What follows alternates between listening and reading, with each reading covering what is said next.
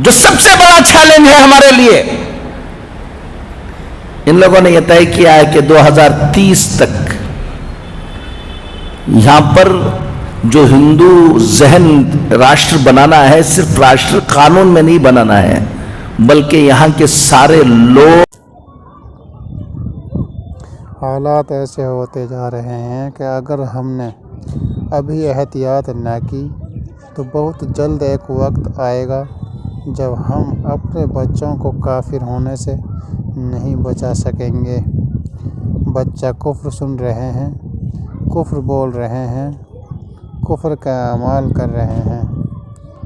ذمہ دار 56 CBSE اسکولوں کے ڈائریکٹر مولانا خالد بینک ندوی صاحب کا بیان، جو خون کے آنسو رلانے والا ہے، ضرور سنیے اور زیادہ سے زیادہ ویڈیو کو گروپوں میں شیئر ضرور کیجیے۔ اب جو سب سے بڑا چیلنج ہے ہمارے لیے، ان لوگوں نے یہ طے کیا ہے کہ 2030 تک یہاں پر جو ہندو ذہن راشٹر بنانا ہے، صرف راشٹر قانون میں نہیں بنانا ہے، بلکہ یہاں کے سارے لوگ اسی رنگ میں کیا ہو جانا ہے، رنگ جانا ہے۔ اس وقت سب سے بڑی پریشانی یہ ہے کہ ہمارے بچے ایمان پر باقی رہیں گے یا نہیں رہیں گے۔ ہم اسکولوں کو بھیج رہے ہیں، ہم ان کی طرف توجہ نہیں کر رہے ہیں، ہم دیکھ نہیں رہے ہیں، اور آپ کو بتاؤں کہ آپ کے بچے جا رہے ہیں اور جانے کے بعد صبح سے شام تک کفر سن رہے ہیں، کفر بول رہے ہیں، کفر کے اعمال کر رہے ہیں۔ 40 دن آدمی جماعت میں بلا کر لے جاتے ہیں، ایمان بولنے کرانے دیں، ایمان سننے کراتے، ایمان کرنے کراتے ہیں، تو آدمی کی حالت کیا ہونے لگتی ہے، دینی بن جاتی ہے۔ اگر LKG سے بچہ شروع کر کے 10th اسٹینڈرڈ تک مسلسل کفر سنے، کفر بولے، کفر دیکھے، کفر کرے، تمہارا بچہ ایمان میں باقی رہ جائے گا کہ لو۔ بنگلور میں میرا ایک اسکول ہے، میں نے 3 جنوری کو امبیڈکر ہال میں نے اپنا اینیول ڈے کیا۔ اس سے پہلے اس اینیول ڈے کی تیاری کے لیے ہال کو انسپیکشن کرنے کے لیے 2 دن گیا۔ اس سے پہلے 2 دن پہلے 2 تاریخ کو بھی ایک اسکول کا فنکشن ہو رہا تھا، اینیول ڈے ہو رہا تھا۔ 1 تاریخ کو بھی ایک اسکول کا اینیول ڈے ہو رہا تھا۔ میں دیکھنے کے لیے اندر گیا، 90% مسلمان بچے برقع اوڑھ کر آڈینس اپنے بچوں کو دیکھنے کے لیے آئے ہیں، اور وہاں پر پوجا کر رہے ہیں بچے، اور ہمارے پیرنٹ تالیاں مار رہے ہیں۔ وہ اسکول والے کرا رہے ہیں، وہ اس کو بات چھوڑ دو، اسکول بھی مسلمانوں کی اسکول ہے، اسکول بھی کس کی ہے، مسلمانوں کی اسکول ہے۔ اور آڈینس ایسا لگ رہا تھا کہ جمعہ ہو رہا ہے وہاں پر، سب ٹوپیاں پہن لے کوئی بیٹھے ہوئے تھے، سب برقعے پہن لے کر بیٹھے ہوئے تھے، وہ برقعے بھی پہن لے کر بیٹھے ہوئے تھے جس میں ناخن بھی نہ دکھے، لیکن ان کے بچے پوجا کر رہے ہیں اور کیا مار رہے ہیں۔ اب سوچ لو کہ یہ حالت ہوگی تو 10-12 سال کے بعد اس ملک کے اندر حالات کیا ہونے والے ہیں۔ ہم کہہ رہے ہیں کہ واٹس ایپ پہ ڈالتے ہیں فلاں بچی کیا کر رہی ہے، رجسٹر میرج ہو جا رہی، کچھ دیکھو۔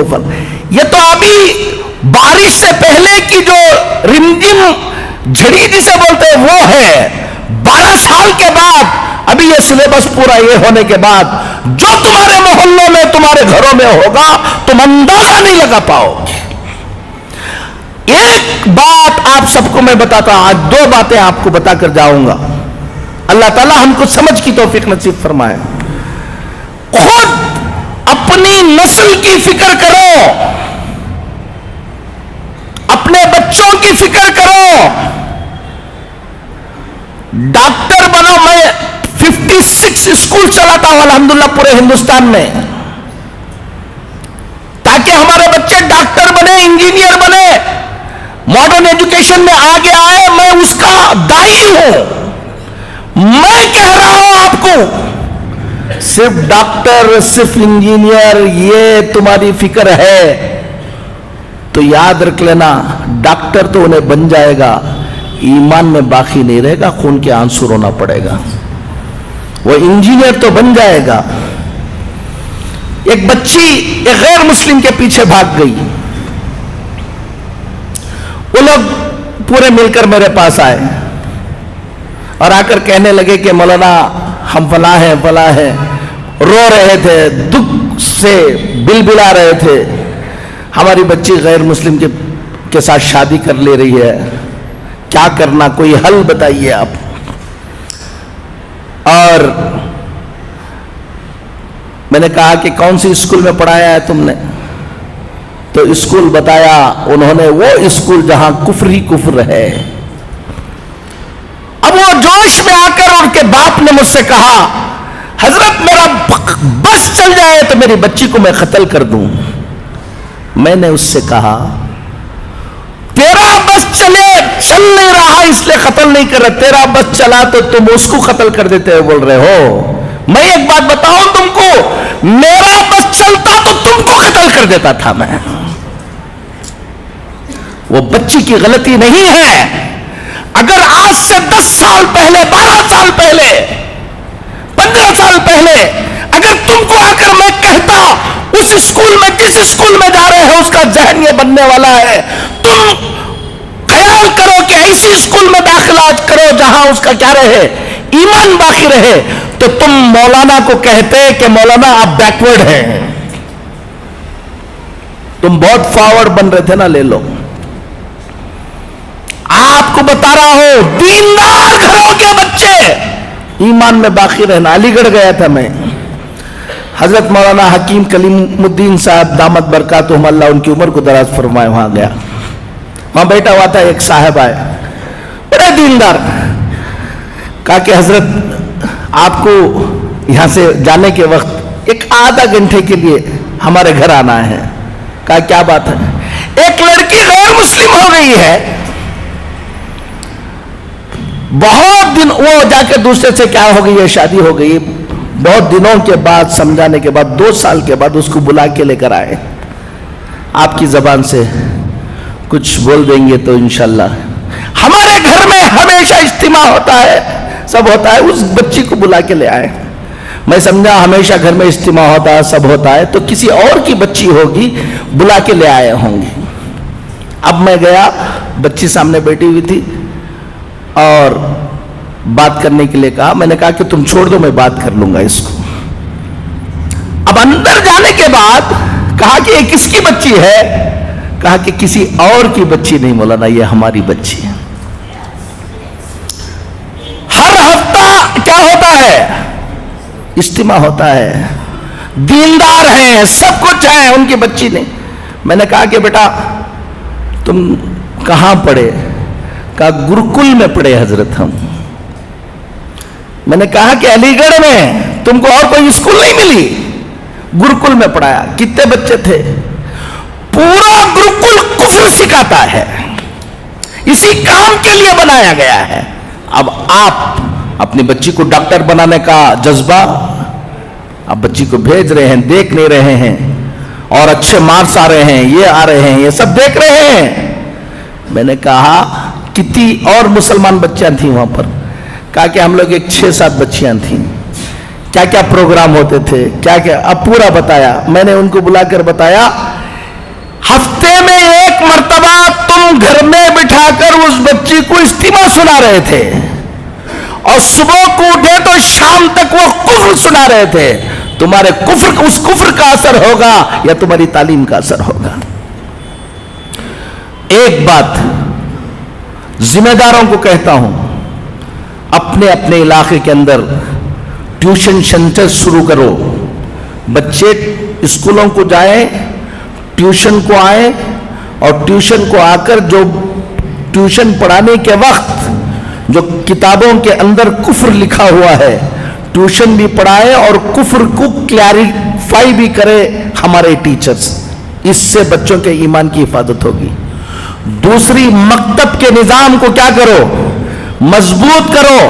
पहले वाजिब था तो अब फर्ज है। अगर कोई घमंड करके मेरा बच्चा मैं फलां जगह पढ़ा लूंगा, फलां जगह पढ़ाऊंगा, मकतब को नहीं भेजेगा, 15-20 साल के बाद खून के आंसू रोने के अलावा कुछ नहीं रहेगा, याद रख लेना।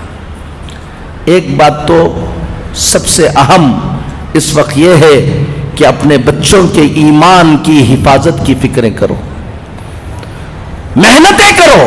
टाइम कम है, सोचेंगे नहीं।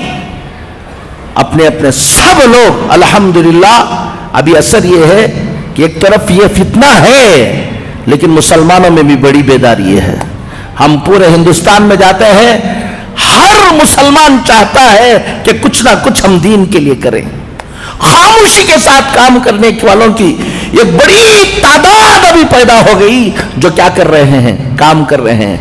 आपको भी, नौजवानों को कहता हूं, सबको कहता हूं, अपना वक्त और अपना पैसा, अपनी दौलत, थोड़ा सा पेट पर पत्थर बांध लो, लेकिन अपनी इस आने वाली नस्ल की हिफाजत की मेहनत में लगाओ। हमारे बच्चे जो बड़े बच्चे हैं, नौजवान बच्चे हैं, कॉलेजों में पढ़ रहे हैं, ये कर रहे हैं, हर दिन 1-2-2.5 घंटा दो शाम का वक्त कि बच्चों को जमा करके ट्यूशन तुम चलाओ, चलाकर उनको अच्छा पढ़ाओ और कुफ्र शिर्क की पहचान उनको बनाओ। अगर तुम 1-2 घंटे अपने इन मिल्लत की हिफाजत के लिए नहीं दे सकते, तो कहीं चाय पी लेकर कौम की हालत पर गुफ्तगू करने का तुमको कोई हक नहीं है। तैयार बैठो तबाही और बर्बादी के लिए।